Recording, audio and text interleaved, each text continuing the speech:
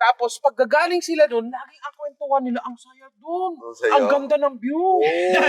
Ang lupit nun, ang ganda. Sabi talaga, doon kami nag-iinsayo, ang lakas. Pagdating namin doon, bago pa umahon, sabing ganun, 11 kilometers na ako doon.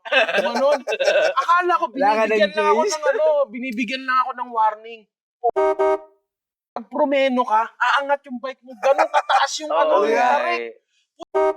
Kung sukahan yung manobela ng bike ko.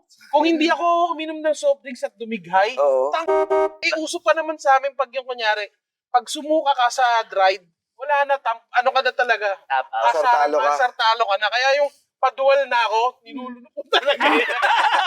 Ikaw ba nabudol ka? Oo, dun din, sa Bulacan din. Kaya naitid na ko yung 11 kilometers. Sa Norsagaray yun. Oo, SBDM, ganyan. Ang lupit talaga. Pero nung nabudol ka, hindi ka sumuko. Bakit ka hindi ka sumuko? Kasi kaya ko naman magtulak. Galing, tama yun. Kasi yung iba kasi, ma-pride. Oo.